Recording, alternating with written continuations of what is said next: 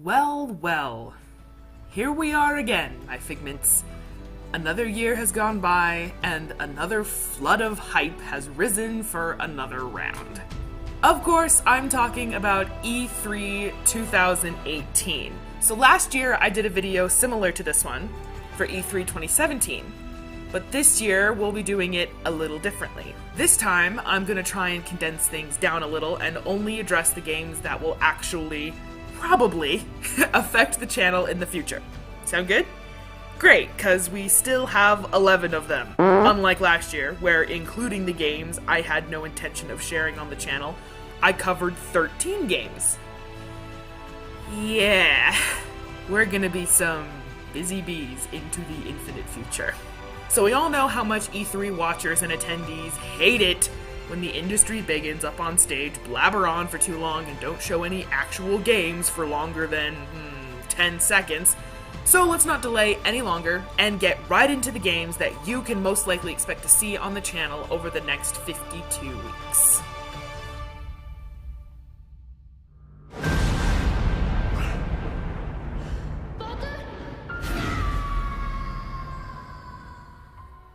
Man, I only just beat the main campaign for Origins a few weeks ago, and I'm already staring down the barrel of another AC game. Assassin's Creed Odyssey.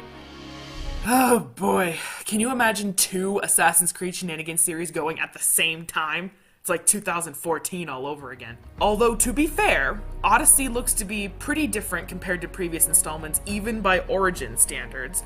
For example, picking your protagonist? Dialogue options? Both definite firsts for the series, and a very welcome change to the RPG makeover Assassin's Creed has been getting since last year. So after a full trailer, a short gameplay demo, and a very clever 300-inspired teaser a couple of weeks ago, we know that this game takes place in ancient Greece. Bayek and Aya are not the star players, considering this game takes place nearly 400 years earlier than Origins, as well as, Ubisoft leaving another set of newly developed characters out in the rain while they keep introducing new ones. Shocking, I know. So the 2 new characters we'll get to meet this time are Alexios, which is really fun to say, and Cassandra. No matter who you pick, your story is relatively the same. You're a mercenary from Athens, I think, a descendant of the great Greek hero Leonidas, and have inherited his mysterious weapon, the blade of his broken spear, imbued with a somewhat familiar legendary power. Now, I haven't made up my mind on which character to pick for my first playthrough, but I don't have as much time to make that decision as I thought I would because Odyssey is releasing on October 5th. As in 2018, October 5th. You know the drill. Get to the nearest safe house and wait until dawn. Good night. And good luck. Holy XP caliber, it's Dying Light 2! Maybe it's just because this game was hurled completely out of left field for me, and like The Evil Within 2, it was more like a game that I wished would happen rather than actually expected, but I am way more excited for this game than I am for Assassin's Creed Odyssey. No joke. I played the absolute crap out of the first Dying Light, alone and with friends, and I enjoyed every single moment of it. And the sequel is looking to be infinitely better in every way, including a new feature. Shaping the world around you through, yet again, dialogue options. Shift NPC alliances, work for or against whichever factions you want, and watch the city alter itself before your very eyes based on the choices you make. Should prove for an exciting series. You all know how well I do under emotional pressure. Not a whole lot is known about Dying Light 2 as of yet. We don't know anything about any characters, new or returning, other than one faction apparently called the Peacekeepers, who don't exactly seem like the compassionate type. We don't know the name of the city, if it even has a name anymore.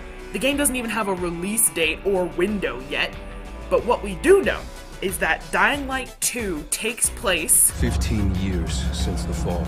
15 years after the events of the first game.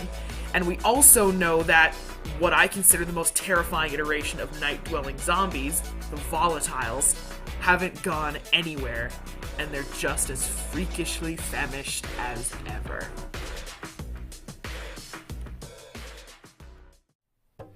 I think the people at From Software need to have some emotional therapists on retainer. Plural. Therapists. Because, jeez, why is every game they ever put out obsessed with the idea of darkness and death? So even though I haven't even completed Dark Souls 1 yet, much less Dark Souls 2, Dark Souls 3, or the beloved Bloodborne, Sekiro Shadows Die Twice looks like that classic, identifiable From Software RPG gameplay ramped up to the 10th degree. Seriously, this game looks so fun! Samurai Dark Souls with grappling hooks? At the very least, Bloodborne's probably gonna have to be conquered first, but Sekiro is a new IP that I'm definitely keeping my eye on until it comes out next year in 2019.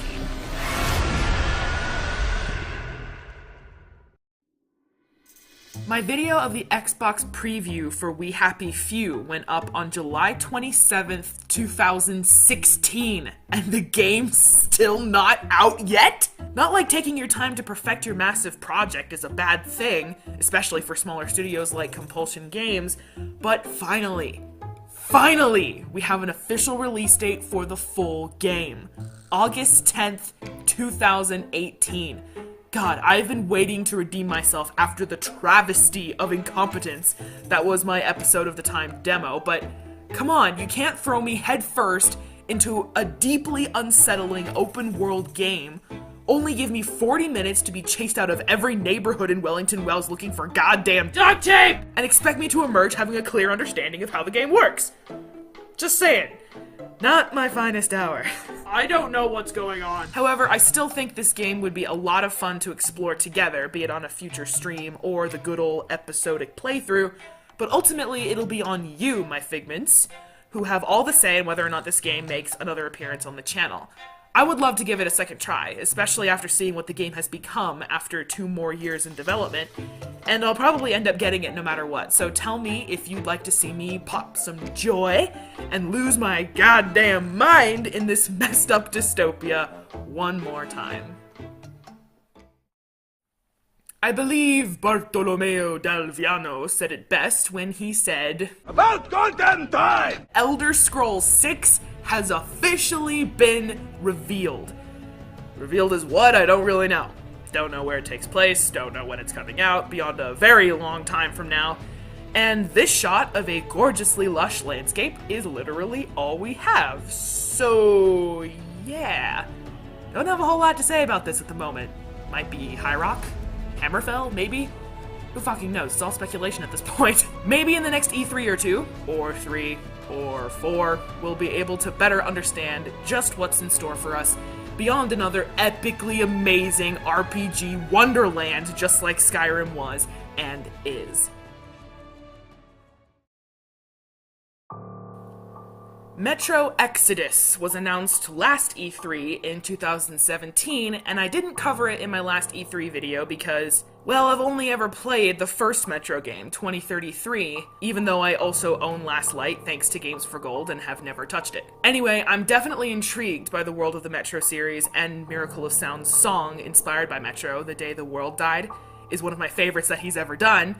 And after seeing more of the game this E3, it looks like a frightfully fun survival experience that, like We Happy Few, I think we could really have a good time sharing together on the channel. Also, it gives me an excuse to bust out the old not insulting or stereotypical in any way, but way too fun not to do Russian accent on a regular basis. Exodus has me feeling compelled to boot up my Xbox and give Last Light a spin before Exodus arrives on February 22nd of next year.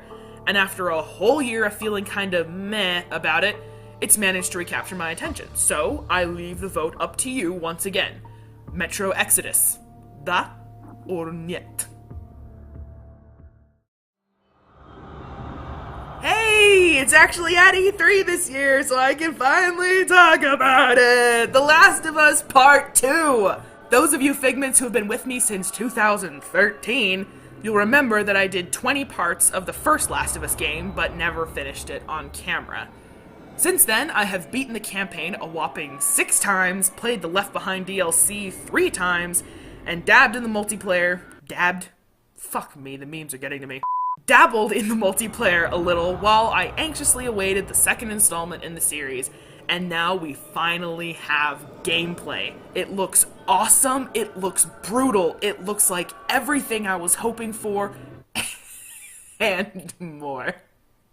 I just see a pair of little kitten ears poking up behind my laptop. She's looking at me like, who the fuck are you talking to? It's Lemon. Cute little lemon. I love my lemon. Anyway, stick to the script, imagination, stick to the script.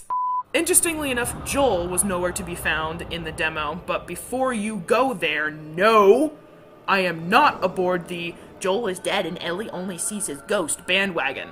That's a total done-to-death cliche that I firmly believe Naughty Dog is above, being the masterful storytellers that they are. I have plans to do a future live stream of the original Last of Us on grounded difficulty, for old time's sake, since I always feel bad leaving games unfinished on the channel. And since we still don't have a release date for Part 2, who knows if we'll be getting through the latter game first or not. Still no real details on what the overall story is this time, or how it ties into the equally brutal teasers we saw with Lev, Yara, and potentially Ellie's mother Anna. And it kills me to finally have gameplay, but still not know when I can play it for myself. But as we all know, especially with Naughty Dog games, patience is a virtue.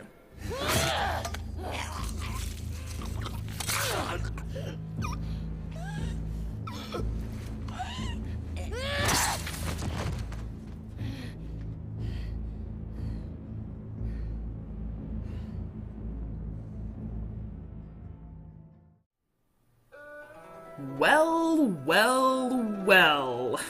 I guess if Ubisoft won't do it, Sucker Punch will. This is Ghosts of Tsushima. Whatever. An absolutely beautiful and incredible looking game from the creators of Infamous, where you'll fill the shoes of a member of the dwindling samurai defending your homeland during the 13th century Mongol invasion of Japan.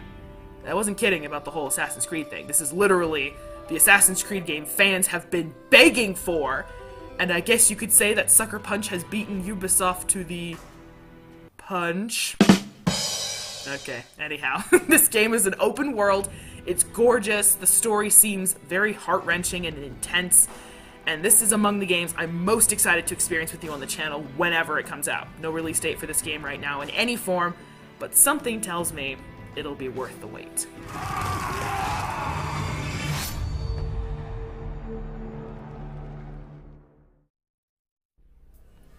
So those of you who watched my Resident Evil 7 VR playthrough in its entirety, that brings up the PTSD, you'll remember me saying that RE7 was the first Resident Evil game that I ever played through to the end. In fact, beyond the demos for 5 and 6, Biohazard was the first Resident Evil game that I ever played at all. Something tells me that's about to change, though.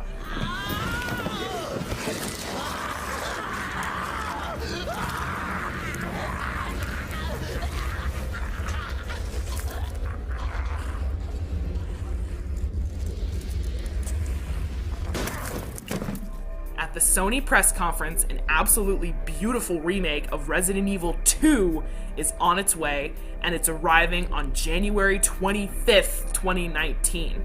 After legitimately losing my voice more weekends than I cared to count, conquering RE7, I think I'm ready to dive back into this universe for a second go-around, and start to familiarize myself with the characters and stories that longtime fans have come to know and love, like Leon Kennedy, with one of the most beloved games in the entire series. And especially since the reveal trailer at the conference ended with a friggin' goddamn jump scare, I think the nightmares will be strong with this one. So this is a new IP called Twin Mirror, made by Bandai Namco and Don't Nod, the studio behind Life is Strange, that super popular game that every YouTuber has played except me.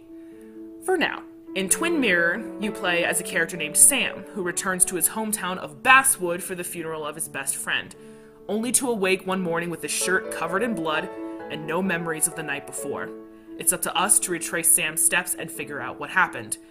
That's pretty much all they've given us at this point, other than that the game is coming out at some undetermined time next year, but it's enough to get me excited to bust this game wide open and discover how everything comes together. And that's it! That was a list of all the games from the conferences specifically that I want to play for you guys here on Imagination Gaming. Now, only a few of these are absolutely definite, but the others I still think we could have a blast with if they strike your fancy. So in that regard, I leave the ball in your court, my wonderful figments. Let me know which of these games you're most looking forward to playthroughs of, and if there were any other games I left out that you're curious about, don't be shy to post a comment. Hope you guys enjoyed E3 2018 this year as much as I have been, and I will see you in my next video. Stop playing with my tablet wire lemon. Farewell, friends.